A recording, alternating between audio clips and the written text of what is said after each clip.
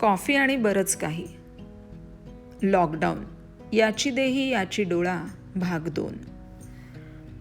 याची देही याची डोळा नव्या पिढीचा सोहळा असं म्हणत काकूंचा व्हॉट्सअप मेसेज संपला आणि माझे विचारचक्र सुरू झाले.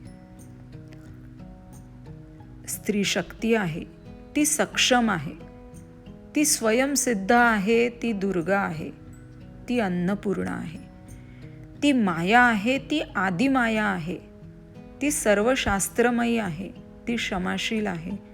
ही सगळी स्त्रीची रूपं सृष्टीतही दिसतात. जिच्यामध्ये उत्पन्न करण्याची क्षमता आहे, तसंच बिघडलं तर सुधरवण्याचीही क्षमता आहेच.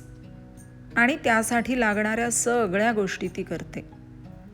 अगदी एका सजग, सतर्क आणि जागरूक आईप्रमाणेच. आपल्यात आणि सृष्टीतही एक घट्ट नातं आहे. ह्या सृष्टीचीच आपण लेकरं. माझाच माझ्यावर अनेक प्रश्नांचा भडीमार सुरू होता. आपणही अशीच काहीशी हट्टी, न ऐकणारी या सृष्टीची मुलं झाली होतो का? खरंच प्रगतिशील होण्याच्या नादात आपण निसर्गाला ग्राह्य धरलं होतं का?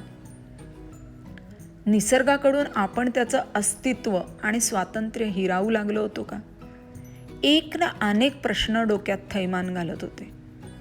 या सृष्टीला सुंदर निसर्गाची देणगी लाभली आहे. हवा, पाणी, पशु, पक्षी, झाडे, वेली, फळं, फुलं, अजून काय हवं आहे? नुसतं एवढंच नाही तर नैसर्गिक चक्राने निर्माण होणारे हवामान वरदान म्हणून याच सृष्टीने आपल्याला दिले. आता हे सृष्टीचे आणि निसर्गाचे चक्र फिरते राहण्यासाठी त्याचेही काही नियम असतीलच ना. दुसऱ्याच्या जागी स्वतःला ठेवून अवलोकन केलं की सगळेच गैरसमज दूर होतात असं म्हणतात. आता तो कोवळं रूप घेऊन सृष्टीच्या कुशीत होता. आईच ती वात्सल्याचा वर्षाव करत होती. आपल्या मुलाला जगण्यासाठी लागणारी शुद्ध ताजी हवा तिनेच दिली. तो भरभरून शुद्ध हवा घेत होता आणि हवेतून मिळणारा ऑक्सिजन व्यवस्थित इतर अवयवांपर्यंत पोचवण्याचे काम करत होता. भरपूर हवा आणि सूर्यप्रकाशात मनमुराद बागडत असे.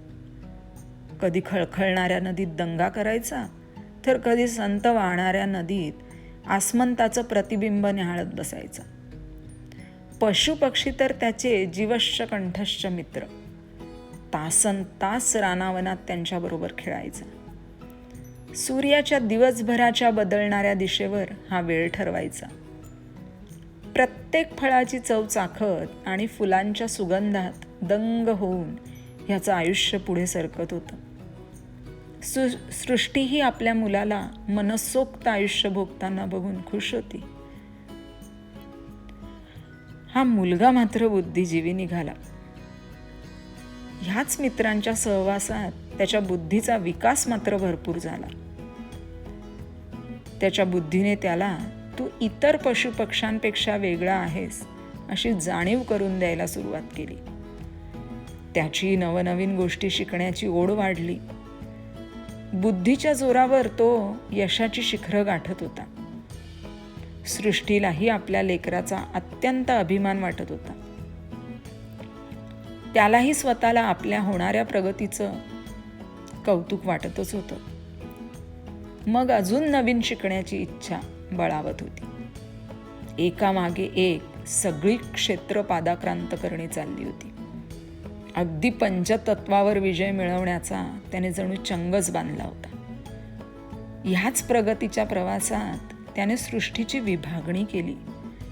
देश बनवले, त्यांची प्रजा वाढवली, जी त्याच्या बरोबरीने प्रगतीसाठी झटत होती. ही सारी सृष्टीची लेकरं तशीच तल्लख होती. अशाच प्रसिद्धीच्या झोतात असताना त्याच्या लक्षातच आलं नाही की जी पंचतत्व ज्यांनी त्याची निर्मिती झाली आहे आणि जी सतत त्याच्या प्रगतीच्या प्रवासात त्याच्या बरोबर आहे, ते त्याचे जीवश्च कंठस्थ मित्र दुखावत आहे आणि त्यांना इजा होते. त्याने झाडे कापली, पण त्या प्रमाणात नवीन झाडे लावायचीच विसरले. त्याने इंधन वापरले, पण त्यातून निर्माण होणारा धूर, विषारी वायू आटोक्यात नाही आणू शकला. तंत्रज्ञान वापरून यंत्र तयार केले आणि त्यातून निर्माण होणाऱ्या कचऱ्याची, घाणपाण्याची विल्हेवाट लावण्यासाठी त्रासदायक नसणारा दुसरा उपाय नाही शोधू शकला. पशुपक्ष्यांनाही त्याने त्याच्या प्रगतीचं आणि भोगाचं साधन म्हणून पाहण्यातही कमतरता दाखवली नाही. पण त्यांनाही भावना असतात हे तर त्याने दुर्लक्षितच केले. अर्थातच या सगळ्याचा परिणाम म्हणून निसर्गचक्राची घडी विस्कटली. सृष्टी तरीही आपलं संयमाने घेतच होती. ह्यावर चार्ली चॅप्लिनचं एक वाक्य आठवलं. आपल्या वेदनेवर कुणी हसलं तरी चालेल, पण आपल्या हसण्याने कुणाला वेदना होऊ नये. एवढ्या सगळ्या मित्रांना दुःख आणि वेदना दिल्यानंतर त्याला त्याची चूक जाणवली होती. काही वेळेला ज्या वाटेवरून आपण पुढे निघून आलोय तिथे परत जाणं शक्य नसतं, पण त्या प्रवासात झालेल्या चुका सुधारणं शक्य असलं तरीही ते कठीण असतं आणि त्यासाठी लागणारे प्रयत्नही खूप जास्त असतात. एक दिवस अचानक ही सृष्टीची लेकरं बिथरली. कुठल्या तरी विषाणूची बाधा झाली होती म्हणे. बरं, हा विषाणू संसर्गजन्य होता, त्यावरचा इलाज काही माहीत नव्हता. अचानक ही प्रगतीची चक्र न भूतो न भविष्यती अशी बंद पडली. हा एक विषाणू आणि त्या विषाणू पुढे तंत्रज्ञान हताश झालं. आता मात्र या सृष्टीच्या लेकराला कधी नव्हे ती अनामिक भीती वाटू लागली. पण या सगळ्याचा परिणाम म्हणजे सृष्टीची हिलिंग प्रोसेस सुरू झाली होती. हवा शुद्ध होती, पशुपक्षी आनंदाने बागडत होते. जणू काही ही सृष्टी त्यांचीच आहे असे कोणीतरी त्यांना नुकतेच सांगितले होते.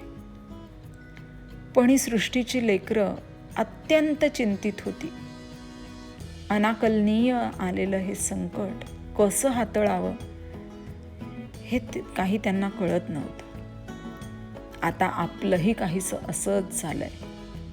ह्या कोविड-19च्या विषाणूने सगळ्यांच्या नाकी नऊ आणलंय. सगळ्या मोठमोठ्या देशांनी लॉकडाऊन डिक्लेअर केलंय. दैनंदिन व्यवहार ठप्प झालेत आणि त्याचे परिणाम सगळीचकडे दिसत आहेत. कोणाहीसाठी हे सुसह्य नाही. फक्त याची मापणी प्रत्येकासाठी वेगळी आहे. वपू म्हणालेच आहेत, पाऊस अनेक ठिकाणी पडत असला तरीही प्रत्येकाचं भिजणं मात्र वेगळं असतं. क्रमशः पुढील भागात. Thank you. Please follow the blog.